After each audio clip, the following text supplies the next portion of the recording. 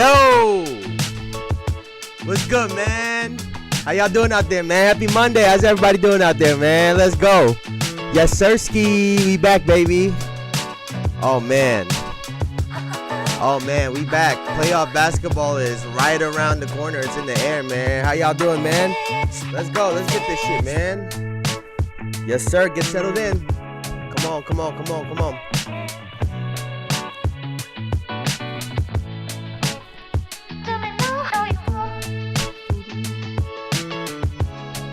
Oh, baby.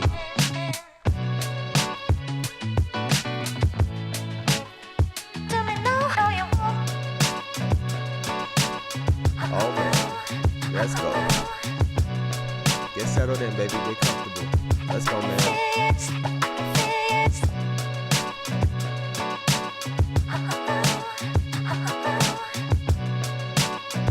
Alright, I'm not gonna get more of y'all time, man. Let's go get this shit.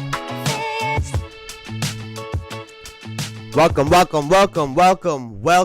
to another episode of the Jayson Estrera Show, where we talk about basketball as accurate as possible. Now, today we are going to be talking about fighting in the NBA because we had and I think this is appropriate, a brawl. And obviously, I saw one guy put in the comment. He said, "I saw Pistons and Brawl in the title of the video," and he immediately clicked on the link. So we will be talking all about that because obviously that's the big news in the NBA. Let's keep it real about where we are right now in terms of going into the playoffs. We're like 9-10 games left for a lot of teams, right? These games don't really mean nothing. These games don't really mean that much at this point. Outside of a couple teams, right? There's a couple teams in the middle pack where if you lose one or two, if you lose 2 or 3 games here and there, it could make a real big difference in what your standings look like. But for the very bottom teams and the very top teams, these games are not that important. Lucky for us, the Minnesota Timberwolves and the Detroit Pistons both have something to play for. And we obviously got what we got last night, right? So, honestly, man, let's get right into it. The Detroit Pistons took on the Minnesota Timberwolves last night. And at the end of the game, the Minnesota Timberwolves took away the victory, 123-104. And, everyone is talking about anything but the actual game itself. I will say, after the scuffle, right? After the scuffle, kerfuffle, whatever you want to call it, right? Anthony Edwards and Julius Randle started doing their thing. They started cooking. And you got to give them a lot of credit because, well, really, Ant started cooking. And you got to give them a lot of credit because, one, neither of them were in the actual scuffle, right? Neither of them were in the brawl. And to respond on the basketball court with your play, knowing the situation, this team doesn't have Cade Cunningham in this game, right? Their enforcer, Isaiah Stewart, gets kicked out. Ron Holland, who's played some really good minutes for the Pistons, is also out. So they really took it upon themselves to take this game up a notch. Dante DiVincenzo obviously got kicked out as well too, and so on and so forth. So let's get right into this video, man. Let's get right to it. Let's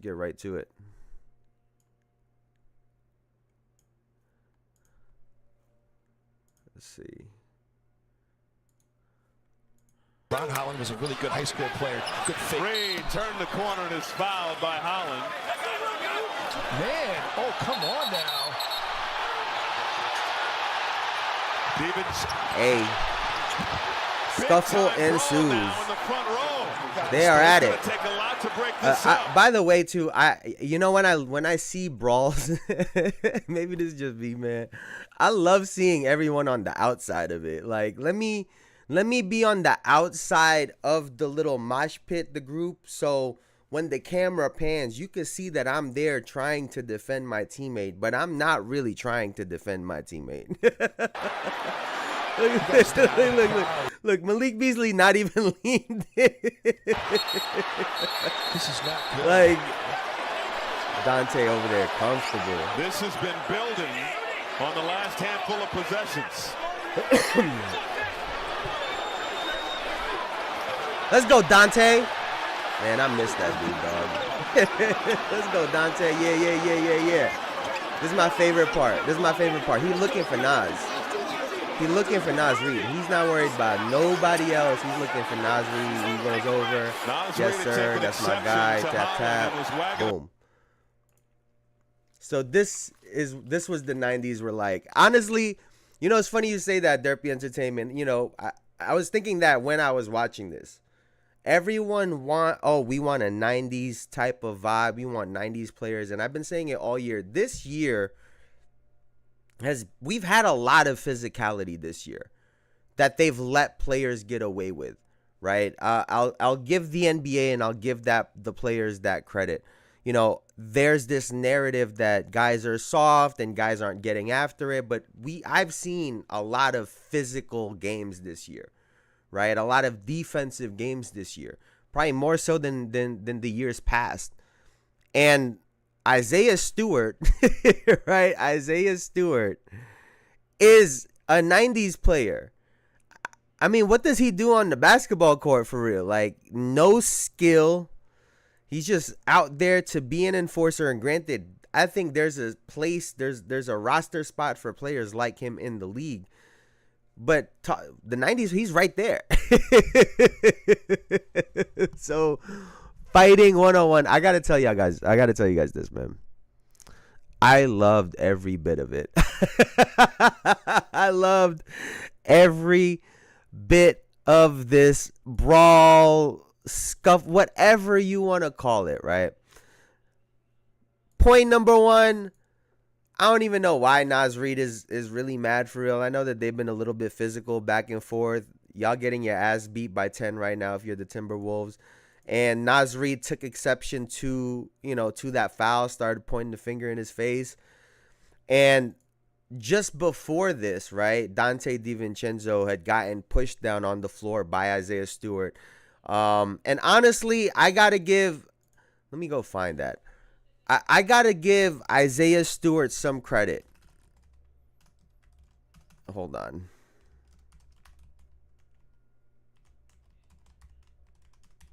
Let's see. Hold on. Where's the...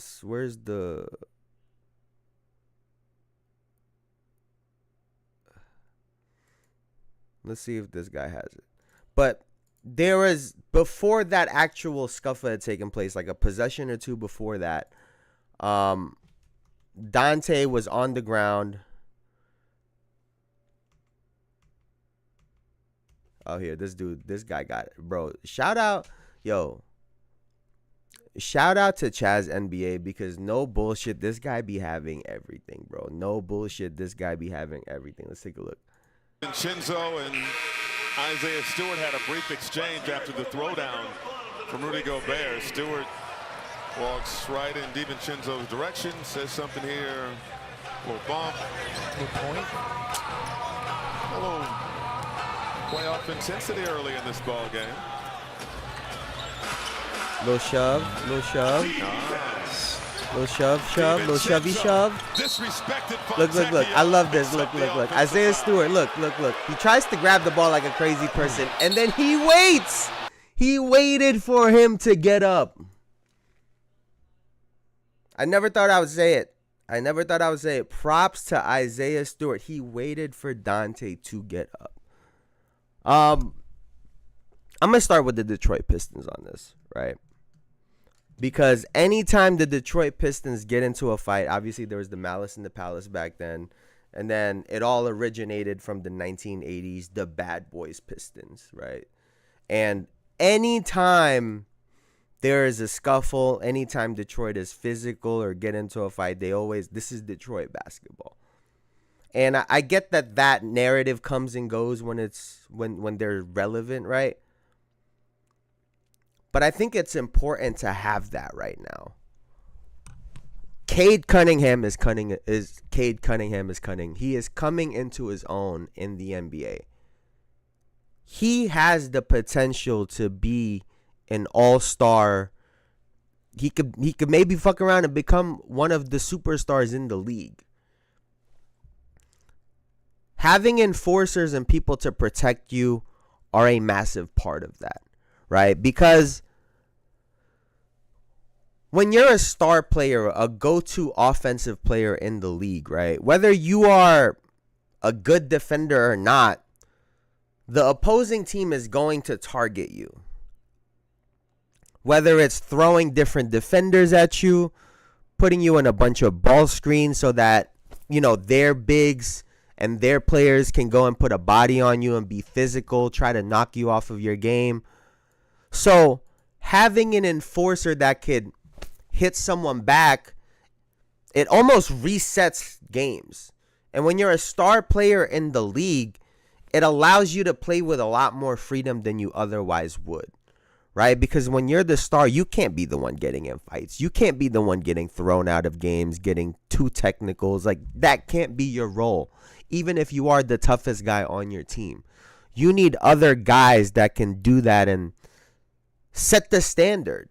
And now you let your star players play.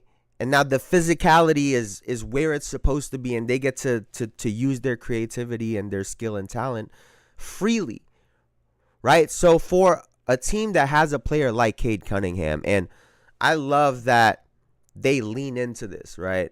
I love that they're going at people, right? JB Bickerstaff was literally saying this is what we're about. It's a non-negotiable to stand up for your teammate. So this is something that they speak about. This is a culture thing for them as a team. And like I said, when in the long run, it can help you elevate your star player and let them do their thing. And Cade has been unbelievable this year. Right? This is a scrappy, physical team. And I love that they're leaning into that, right? I think in a way it's kind of necessary, right? Because if you're the Detroit Pistons and you guys have been the fucking front door carpet for all of these teams, right? Like, everybody's just stomping on you. You need guys to be able to say, hey, we're not taking none of that shit. It's important to have players that are like that, right? So if you're the Detroit Pistons, I think those are positives moving forward. Obviously, you don't want people to actually get into full-on fights. Some fans might want that. I don't want to see people get their face busted up and people get actually punched, because I would like to see the players play.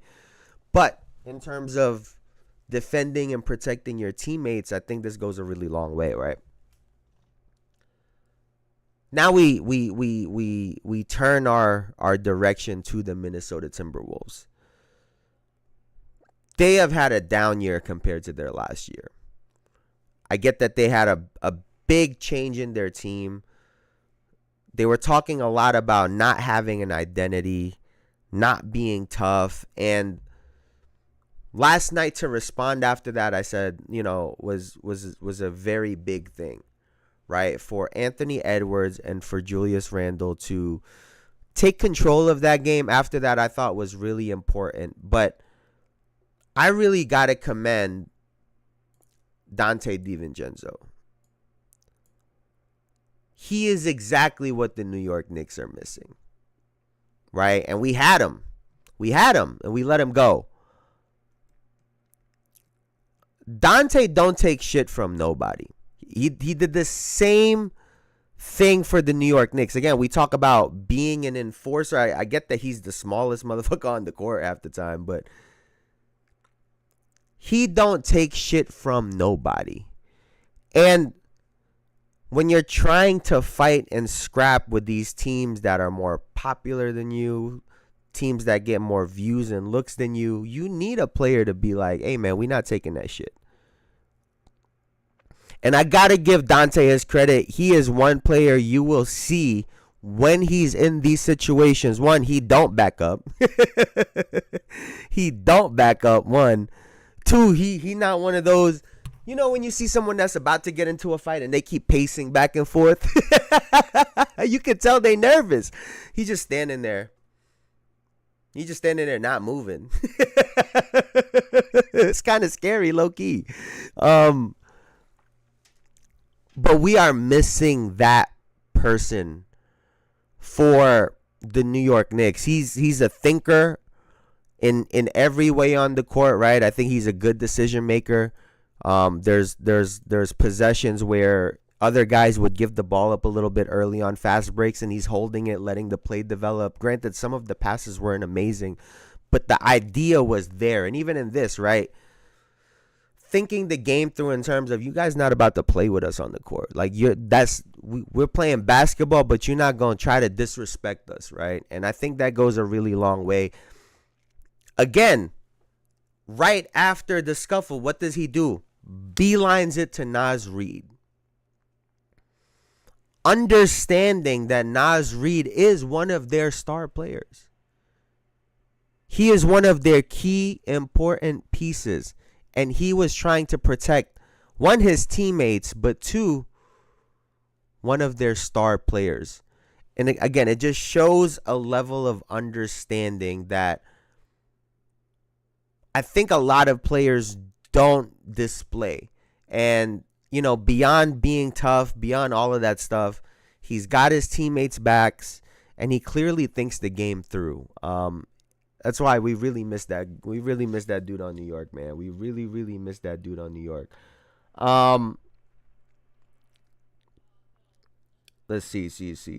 Oh, wait.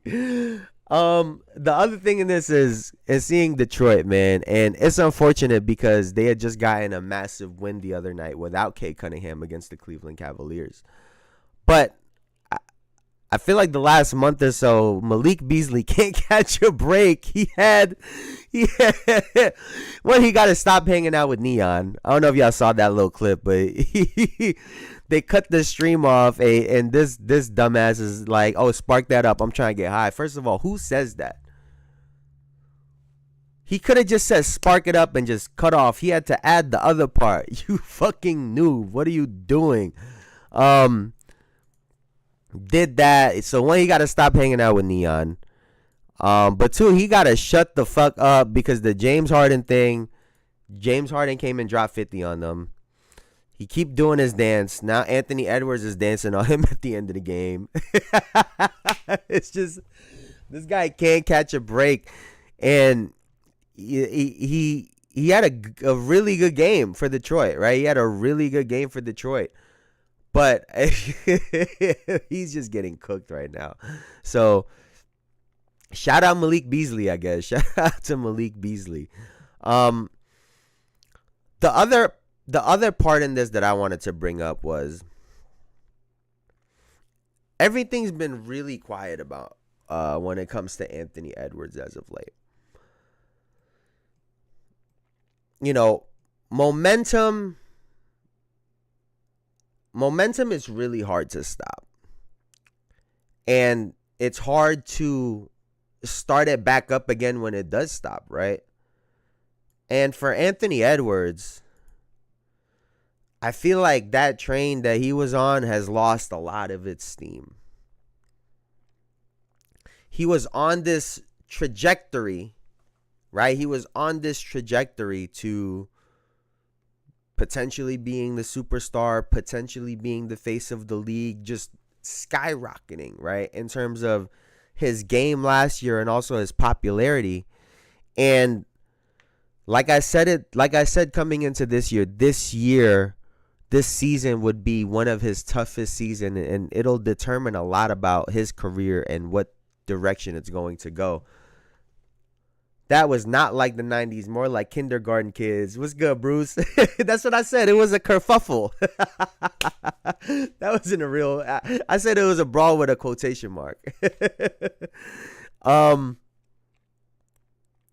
it's gotten real quiet. It's gotten real quiet when it comes to Anthony Edwards. His name as of late has not been ringing off. Honestly, the only time he comes up as of late is if he gets a really nice dunk. That's really the only time his name gets brought up, is when he gets a big dunk. Otherwise, it's been really quiet. They've been struggling.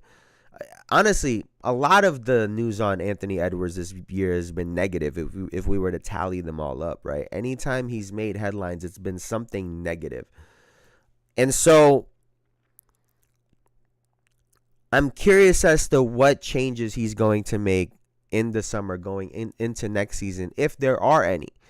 Because I'll be honest with you, I some of it is a basketball thing, some of it is a coaching thing in terms of needing to get Anthony Edwards going downhill in the actual basketball game. But I think a lot of it too is him growing, right? For what it's worth, his baby mama drama was quieter this year, even though I think he got another kid or something like that, right? Some of his quotes regarding the old guys and some of his quotes going against criticism, I think there's a level of maturing that he still has to do if he's going to move forward. Otherwise, he's going to end up just being another guy with a couple nice highlights in the NBA. And I don't know how content he's going to be with that position. Excuse me. But for his sake, because I think he's, one, real good at basketball, and two, has all the potential in the world. But to get this shit together, man, because he is going to be a huge part of where the Minnesota Timberwolves go moving forward. Because if he can't be the person to carry that, they might end up moving him. They'll just keep him for entertainment purposes, but it might get spooky. But I love the Brawl, man. I love the Brawl. The other part, I thought Ron Holland was gonna start crying. I don't know if y'all saw him at the very end, man, but I thought that fool was gonna start crying. His face looked crazy. He just looked like he was gonna start crying. I don't know if he was embarrassed because Dante, got him down. I don't know what was happening, but I thought he was going to cry. The other part that I love was JB Bickerstaff and Pablo Prigioni going at it.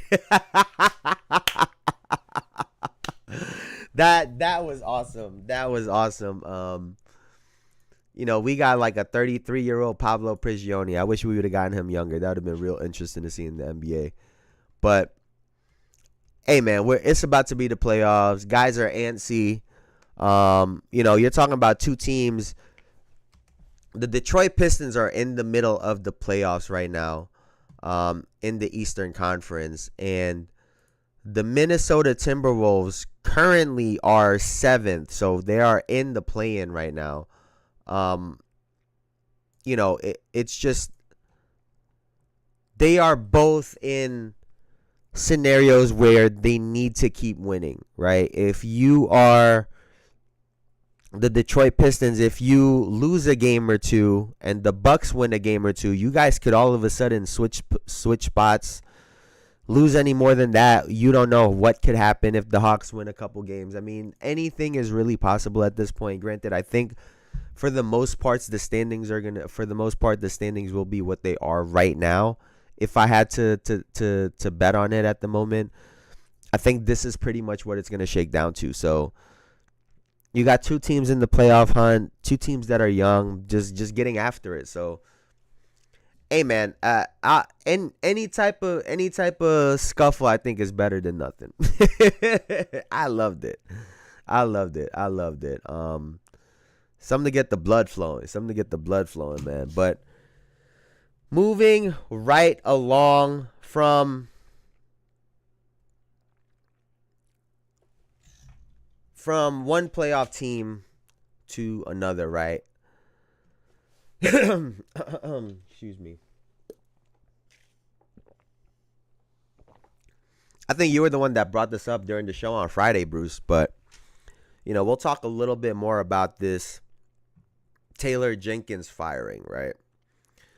The Grizzlies at 44-30 are fifth in the Western Conference, and 9 games, or it was, I don't know how many games it was at that point, 9 or 10 games before the playoffs, they fired their head coach. And, you know, there's been rumors. There was an article I was reading earlier about Ja did not like the offense, right? Ja was not a fan of it. And also, is that correct? Yes. So, wait, what?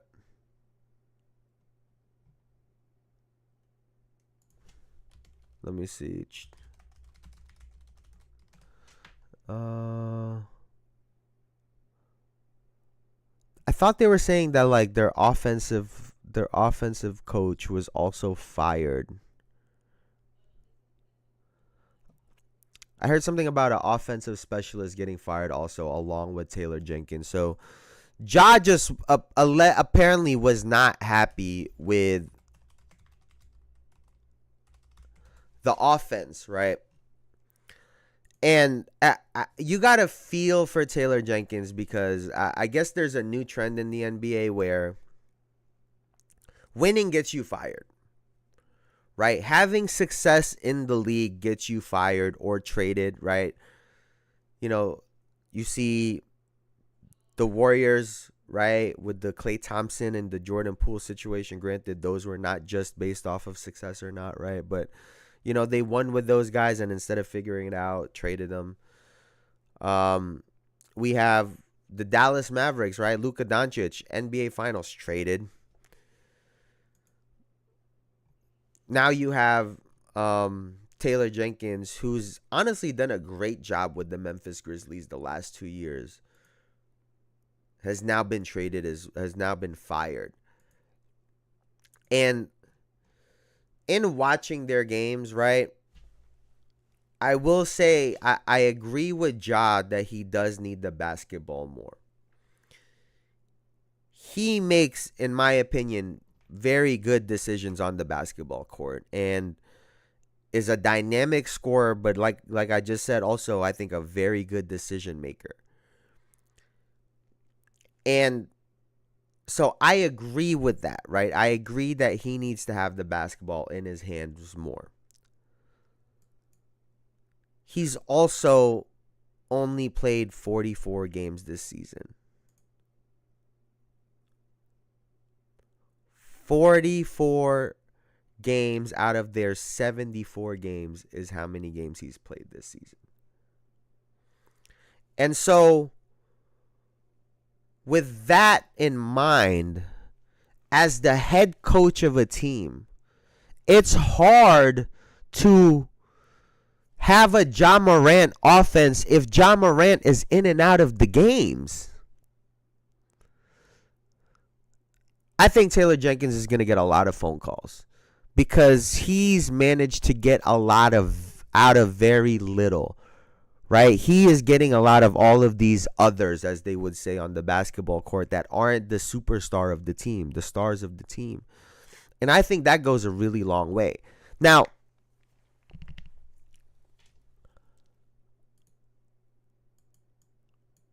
how is this going to look for Memphis moving forward? Because Ja, I think the number one thing with the Memphis Grizzlies is Ja Morant's health. Before you get to the coaching, the offense, the this, that, and the third, he needs to be healthy. That's number one. This guy hasn't played over 70 games in a season. Not one time in his NBA career. 67, 63, 57, 61, 9, and 44. We need to figure out how to get this guy to 70 plus games in a year, because when he plays, they are very good and they are very dangerous. He was an MVP candidate for a reason a couple years ago. He was unreal. And now you're pointing blame at the coaches when I think that shouldn't even be the top problem right now. Now, I did see something in the Lakers game, right, which was their first game without their head coach. And I hate this line of thinking. I hate this line of thinking. In the fourth quarter, Josh started the fourth, right? It was a close game. It was right there. It was right there. Let me see. I'm trying to get the time. But in the fourth quarter, the game was right there. Josh started the fourth. I want to get exactly where he had. Let me see. 8:30. He's still there. Nope. So let's call it let's call it the 7:30 mark, the 8-minute mark, right? So he plays the first 4 minutes of the fourth quarter. Take him out at the 8-minute mark. Comes back at the 4-minute mark. What the fuck are you supposed to do with that? I hate that way of thinking when coaches think it's a great idea to take your best player out in the middle of the fourth quarter. If you're going to sit them in the fourth, sit them in the beginning.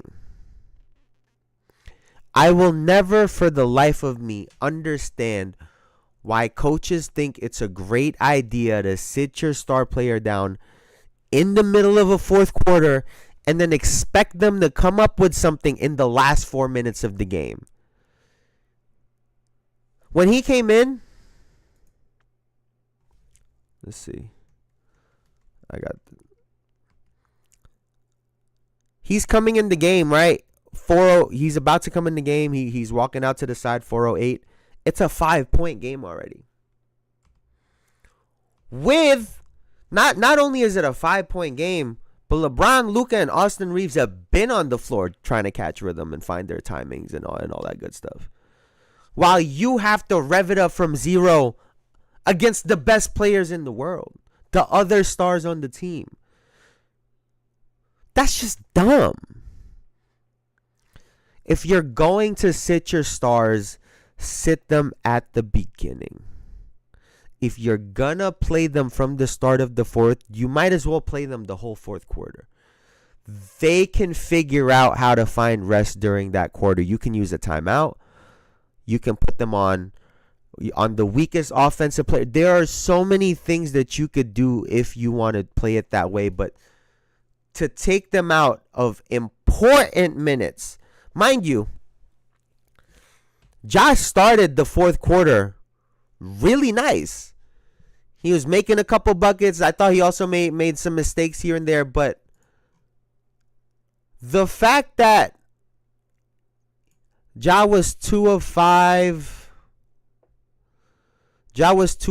in 7 minutes of the fourth quarter in a game where they probably should have won. And I know there was reports the other day too. Maybe it's a minutes thing, right? Because Ja was saying he was playing hurt essentially, right? If you're gonna sit him, sit him. If you're gonna play him, play him. I hate this like minutes restriction bullshit. Like if you're gonna let guys play, you have to let them play. You can't control what guys are naturally going to do and react to.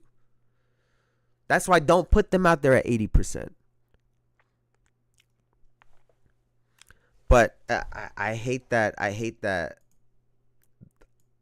hate when coaches do that, man. Those substitution patterns where you sit your guy out from the 8 to the 4 minute mark. Those are maybe the most important minutes of the game. You could argue 4 to 8 in the fourth quarter, minutes 8 to 4 could be the most important minutes in the basketball game. And your best players on the bench sitting, watching it all happen. It's ridiculous, man. It is absolutely ridiculous.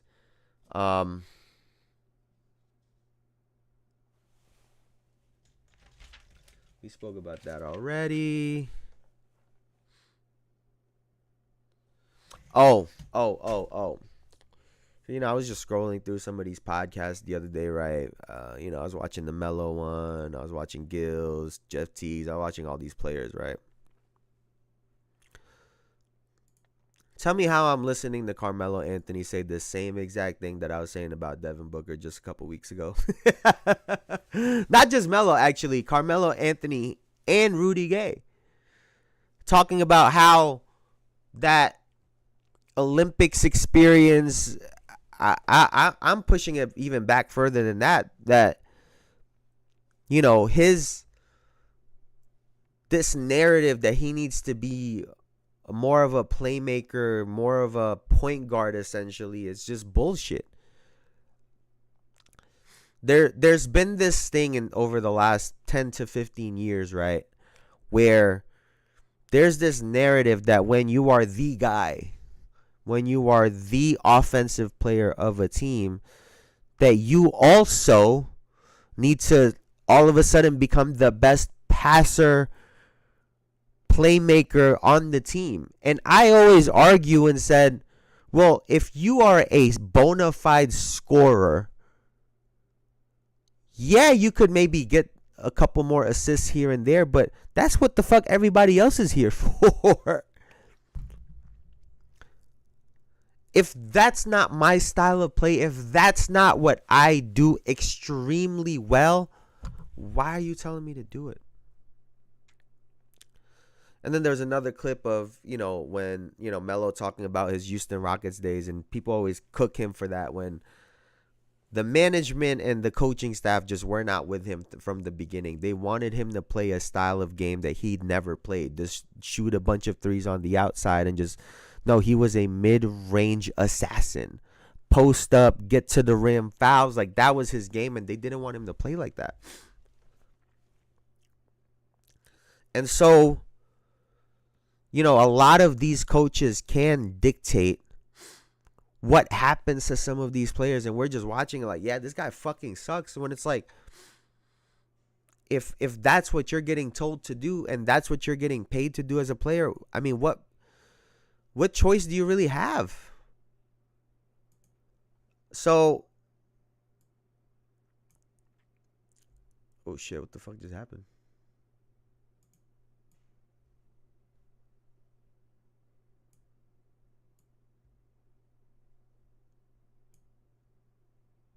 The hell? I don't know what the fuck, why my thing's tripping out, but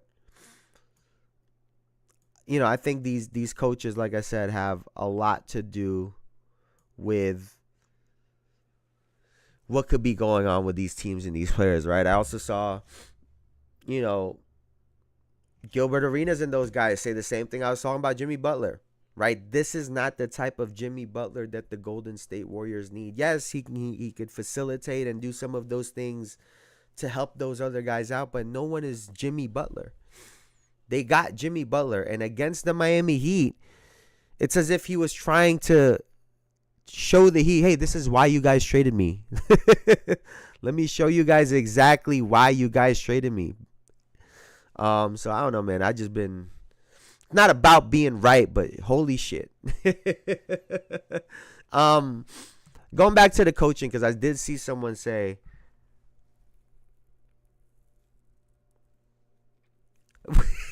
oh, wait, hold on. Wait a second, dog. What's good, bro? What's good, Elijah? You are not apologizing to me for being locked in on your school paper. Yo, what the fuck? Who am I? Yo, bro said, my bad to me. Oh, shit, man. That's hilarious, man. That is some comical shit. I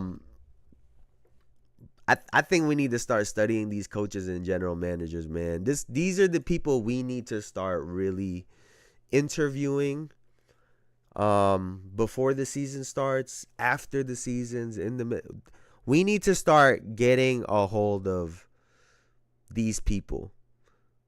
We got to start. I appreciate you, bro. That's insane. But I need to talk to Daryl Morey.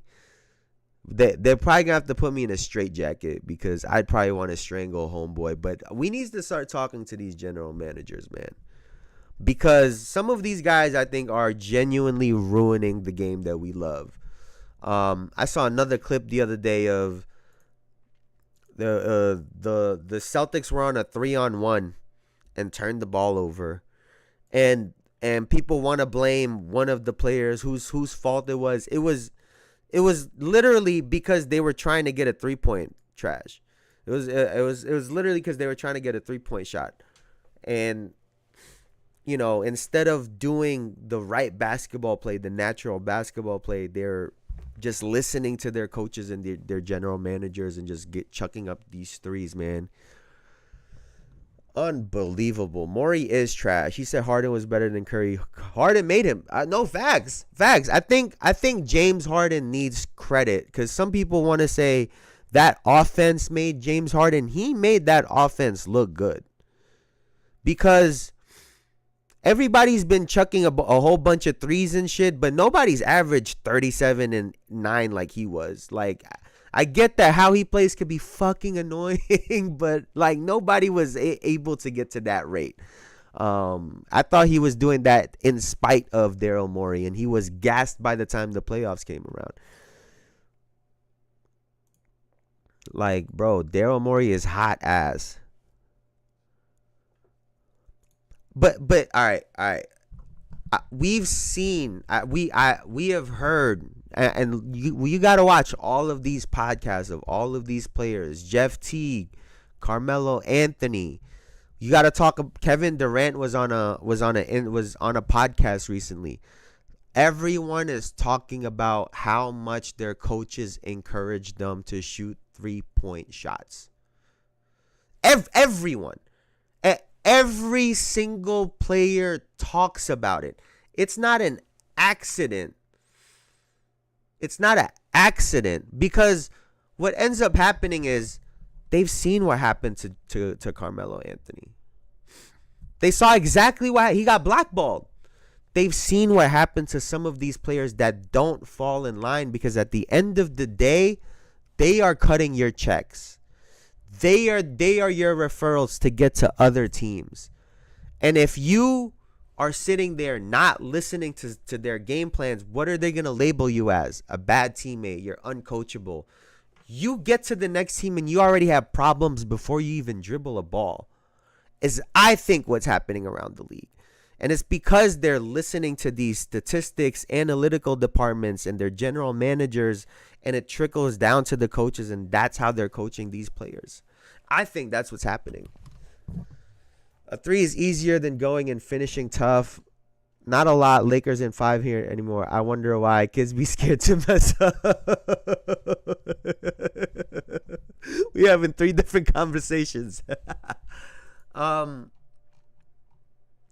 It really does depend on the coach that you have, because you got to think, right? Some people were saying, I saw the other day, they said swap Jason Tatum and Shai Gilgeous-Alexander, and what do you think would happen? And everyone so easily was like, oh, Shai would be doing even better with Shai with Boston, or Jason Tatum would probably be losing but scoring 30 and so on and so forth. But you got to take into account how the coach is going to have them play.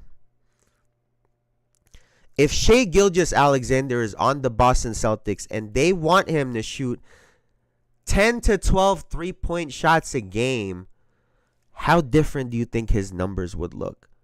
How uncomfortable do you think he would be? And now, vice versa, or how long would it take for him to really develop his 3-point shot? On the flip side, you get a Jason Tatum at 6'10" to be going a lot more downhill basketball, letting him score more mid-range shots. How would that Jason Tatum look as opposed to settling for a bunch of threes? it really does impact the way that these guys play. I saw someone said they're like, how many points? I saw a little thing on Instagram reel. They're like, how many points will Michael Jordan score in today's NBA, right? And some guy said he wouldn't score that much because he couldn't shoot. And I thought about it, right? Because if you just took Michael Jordan as he was, and you got him and forced him to shoot a whole bunch of 3-point shots,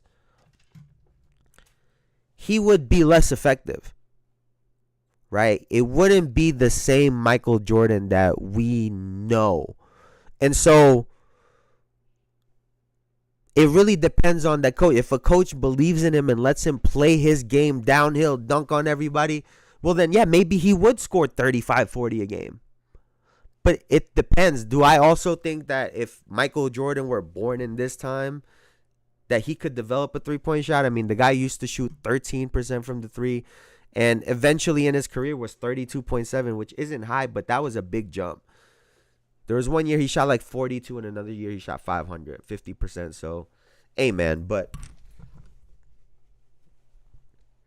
also, teams be built for the specific player. It's not a one-to-one like people think. Honestly, I think more teams need to be built for the specific player. I was just talking about Devin Booker, right? Because Carmelo Anthony had brought him up.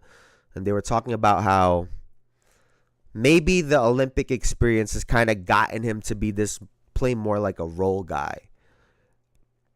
And if you guys remember, I was talking about how, maybe some of the negative criticism of Devin Booker trying to make him more of a playmaker, a point guard, I think hurt him.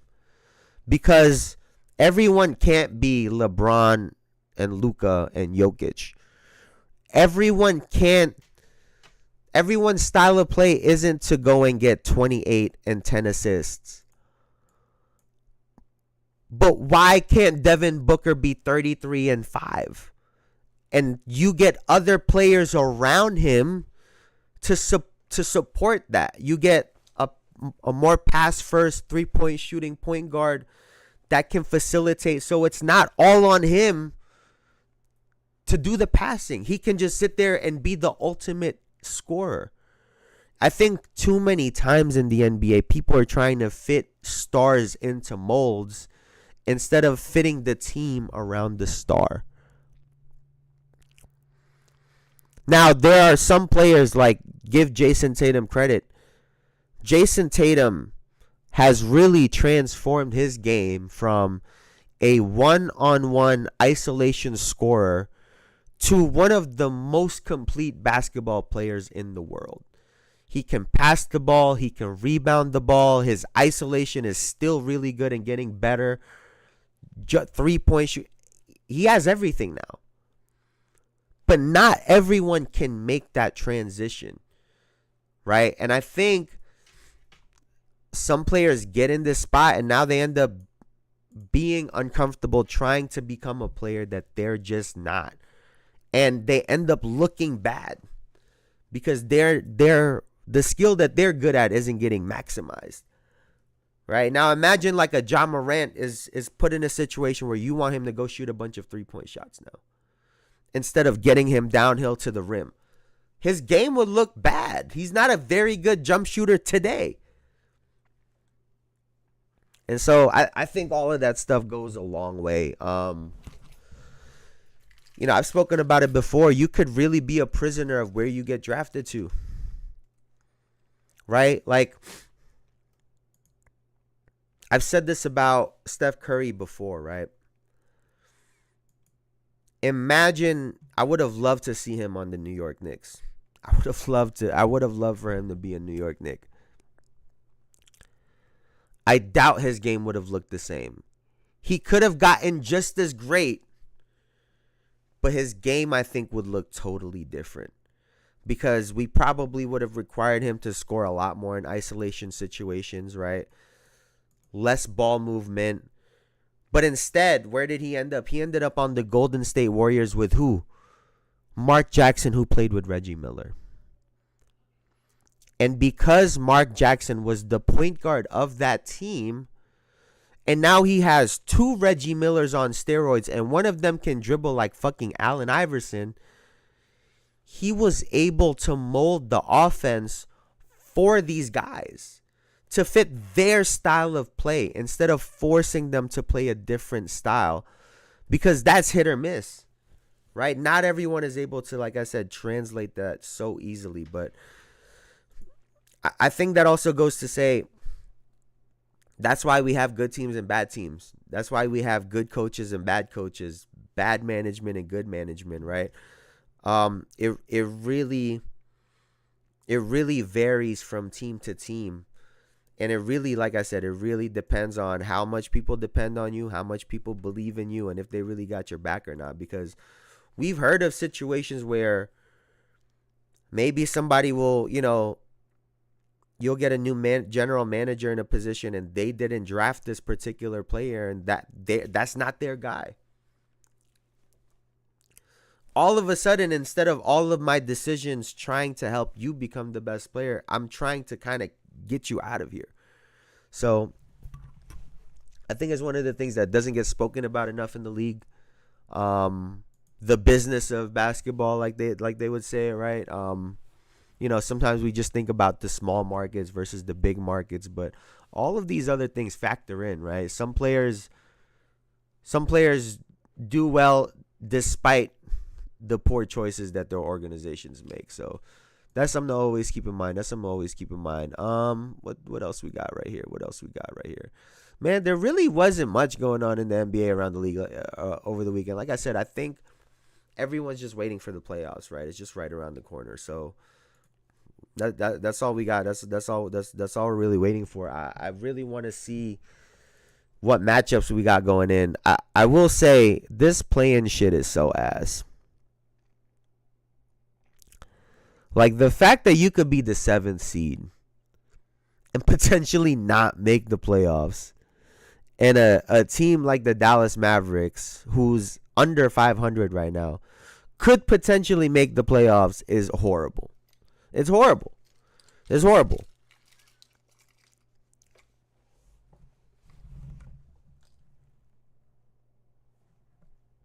People in Phoenix not waiting for the playoffs.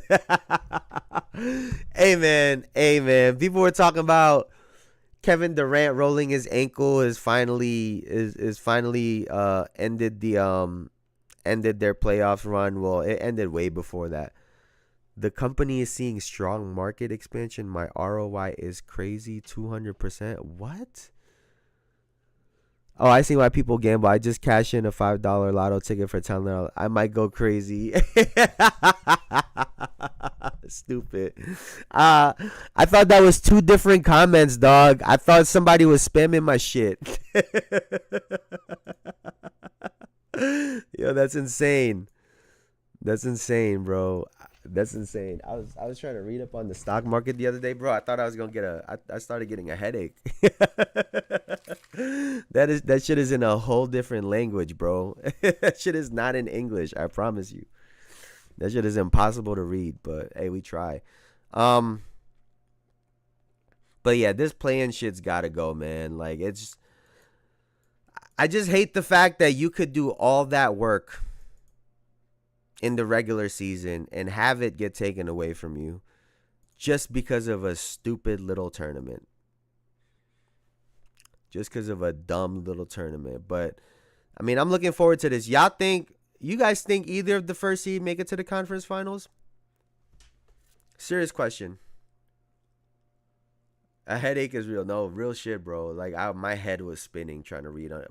I read 2 articles the other day. 2 articles, and I got a headache.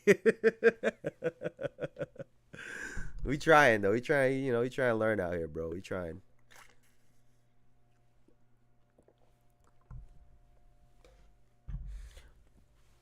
Y'all think either number 1 seed makes the conference finals this year?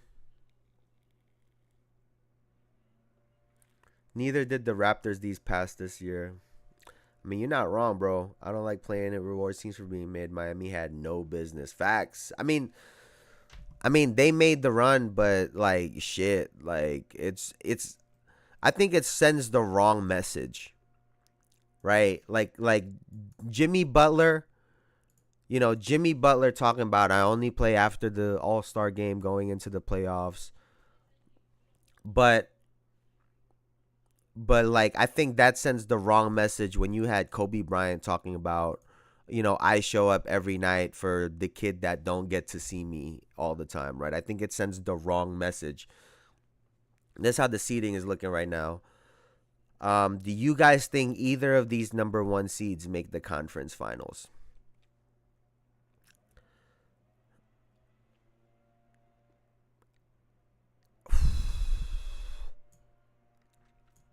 Man, it's looking like, honestly, the way the seeding works out, how wild would it be if the Pistons beat Cleveland, huh? Yo, how wild would that be? Honestly, I like the Pistons against the Pacers. The Pacers have been kicking up lately. It's funny. I wore my vintage Pacers starter jacket the other day, but I think I like the Pistons against the Pacers in this first round matchup. I'd be interested to see what that plays out like. The Pistons are physical, as we've seen already. Isaiah Stewart will fight any of them. So that goes a long way for the Pistons, but there is a chance this year that neither number 1 seed makes it to the conference finals. I don't think the Thunder want to see the Lakers in the second round. I'm pretty sure the Lakers can get rid of the Grizzlies.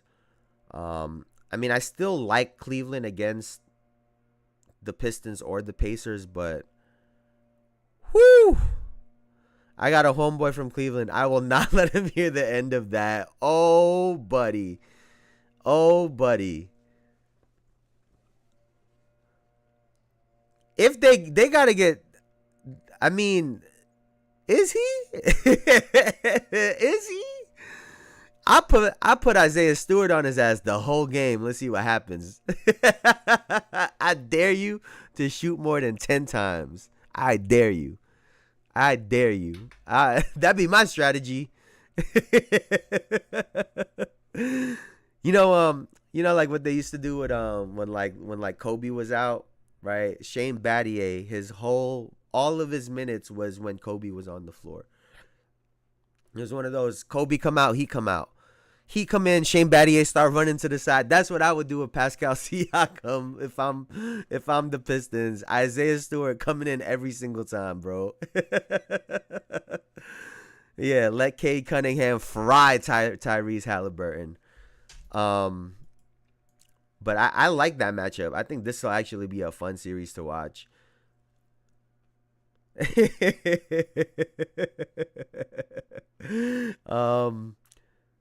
Knicks Bucks, we getting that. Bro. There's just, we're not losing. I'm not even gonna put that out there. We're not losing to the Bucks without Damian Lillard. Sorry. Like, I don't give a fuck who Giannis is. I don't give a fuck who Giannis thinks he is. Oh, yo, you know what the funniest shit too the other day? You know what the funniest shit the other day about? I really laughed because when LeBron made that comment that Giannis would score 250 in the 70s, right? I thought it was hilarious that just before he made that comment, he literally said, "We gotta stop comparing eras," and then proceeded to compare eras. I was dying because the reality is this, right? The reality is this. I don't think comparing eras is a bad thing. Especially when all of those 80s guys talk about Michael Jordan go score 40, 50 a game in today's NBA. You should be allowed to say jokingly that Giannis can score 250. Because them old guys are dead ass when they say Michael Jordan will score 50 a game in this modern NBA. Like, we got to keep it fair. Like, we got to keep it fair because let's be honest. Giannis might score 40 a game on them motherfuckers, bro. Who is picking up Giannis? Who? Tell me. Who is picking him up? There's nobody picking him up. like, you know what I'm saying? Like, we gotta keep it fair. Now, mind you, like I said, do I think Michael Jordan could have turned himself into a 3-point shooter in today's NBA game? Yes. The motherfucker started at like 12% shooting from three. To go from 12%, he shot under 20% from the 3-point line in like the first 4 years of his career and ended up at 32.7 for his career. That shows you how well he was shooting the 3-point shot later on in his career as a player that wasn't prioritizing it. Now imagine Michael Jordan prioritized his 3-point shooter. We could compare it. Like, look at what Anthony Edwards did. Look at even LeBron James, who turned himself into a 40% 3-point shooter. So in theory, do I think Michael Jordan could have done the same thing and probably averaged 35, 40 a game in today's game? Yeah. But I think Giannis would have put everybody in a body bag back then too. We can have both. Everybody gotta stop getting so mad, man. Like, we just talking shit. There are people really mad at that shit. Like, no, you can't say he would score 250. Like, fuck out of here, man. Fuck out of here. And then Giannis come in joking, talking about it probably be 270. I love it, man. I love it, man. Listen, man. Listen, bro. I seen them boys back up when Michael Jordan was driving down the lane. I seen it. I seen how they backed up when Michael Jordan was driving in the lane. I don't know what they gonna do with Giannis. I don't know what they gonna do with Giannis, man. Holy shit. But, you know, great players, I think, a lot of great players. I said this before, right? The reason great players are great have nothing to do with their skill or with their skill of the game, right? I think their talent comes in their work ethic, in their ability to process information and make adjustments, their ability to read the game. So I think if you would have taken them in their minds in any era, they could adapt, right? Because what makes them great isn't necessarily just those things in basketball. Granted, if you take Michael Jordan with his what they call the 48-inch vertical at 6'6" with his speed and athleticism, I mean, that translates in any era, right? LeBron's athleticism translates in any era. Giannis's translates in any era.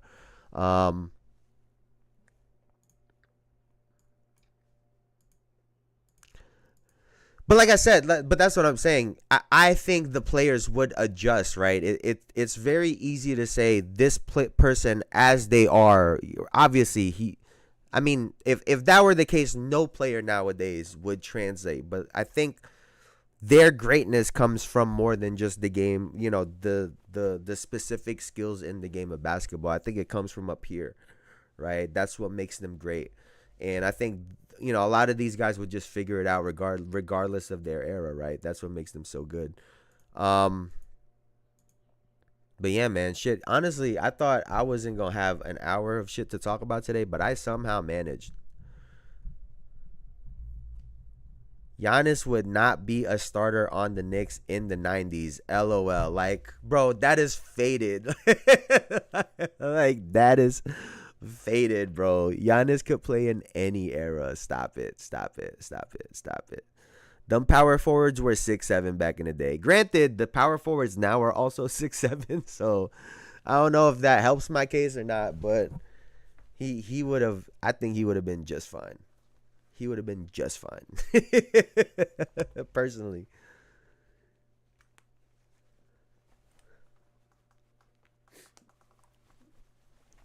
I think them guys would be alright. I think they'd be cool. Let me see.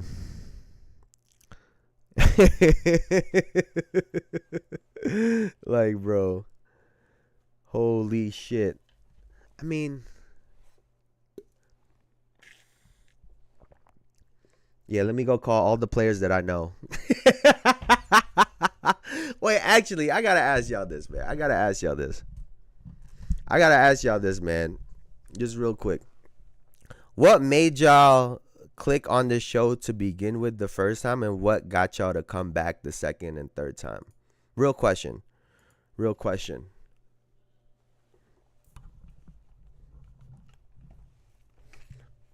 Oh, I appreciate yo Bruce, yo yo, all of them insults was worth that. I appreciate that. That really means a lot, dog. That really means a lot.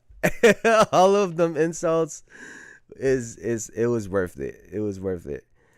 You know, honestly, like I want to build a community. I want to build a community that's just like all of y'all, like where we just get in here, talk some shit. We get to have real good conversations. We get to joke around. Y'all get to cook me every time. I don't care. Y'all could cook me anytime. I really don't care. I think it's funny. I think it's funny. Your charisma. I appreciate that, man. I appreciate that. But yeah, you know, that's the goal, right? That's the goal. I'm trying to work out a couple of things. You know, I think I'm gonna try out some things during the WNBA seasons in terms of the type of shows that we're doing. I do got to reach out to other creators just to try to get the ball rolling, whether they say yes or no. Whether it's a yes or no, I think it you know, I think I really do got to start reaching out. I gotta break that wall down and start reaching out to people. And not wait for people to fucking reach out. So I got to do my part in that for sure. So I appreciate y'all. It was something like the Mavs Celtics breakdown thing, but I stayed because I was like, this guy has a good input. I appreciate that, man. I appreciate that. Look, he went right back. He went right back. Yo, OG been scoring like 30 a game, man. You can't keep cooking us.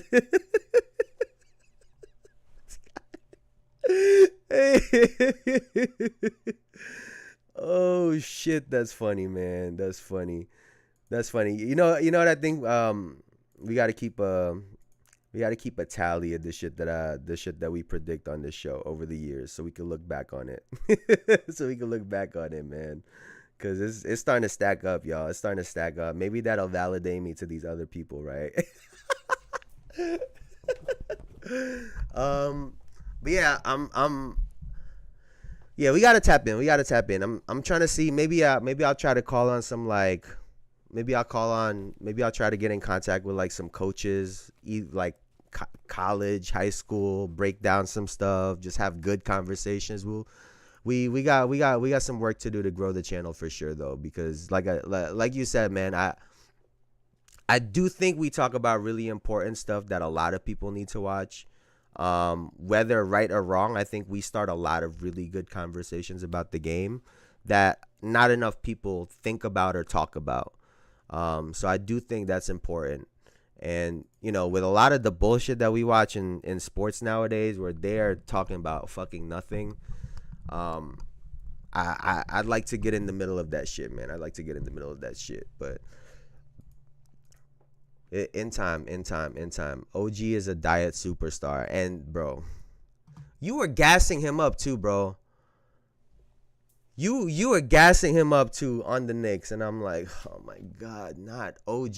And then he's been making me eat my words the last month or so. We'll see what happens when Brunson comes back, man. Because if he could keep doing that shit, we gonna prove Bruce Merrill wrong, bro. We gonna prove my guy wrong. That'd be dope. Yeah, I mean, you know, I have a list actually. I have a list of creators that, you know, I've been watching. So like I said, I just gotta hit the. I just gotta do my part, hit them DMs. That's really what it comes down to. I just gotta start hitting the DMs for real. You never know if somebody might say yes or no, right? You never know. So I think that'll be cool. But I appreciate y'all input, man. That's gonna do it for me for now. I will be back here on Wednesday. As usual. Oh, life is lifing recently. So I already told y'all at the end of May. We gonna be back in New York for a little bit. So on I'm trying to figure out a way to put a show on that week, even though I'm not here. So we'll figure that out because that's gonna be in the middle of the conference finals. But in a couple weeks, I'm gonna have to take a trip too, just because I have to. Like I said, life is lifing. But I'll keep y'all posted on the schedule. If I could figure out how to stream on the go and just do shows even if I'm not home, then we are good money. But we'll figure that out, man. Just so y'all have a heads up. But I'll be back here on Wednesday, man. I appreciate y'all. I appreciate the love. Y'all the fucking greatest, man. We gonna take this to the moon, man. I promise y'all we gonna take this to the moon. I promise. But thank you guys so much. Thank you, Elijah. Thank you, Bruce. Thank you, Derpy. He always comes in here with the first comment. I don't know if he's just trying to beat y'all to the punch or not, but he always comes in here with the first comment and then disappears. But shout out to him, man. I appreciate y'all so much. Y'all could have been anywhere on the internet, but y'all were here with me, and I appreciate you guys for that. Y'all have a great rest of y'all day. I'll see you guys on Wednesday, man. Peace, peace, peace, peace, peace. I'll see you guys later, man. Have a good one.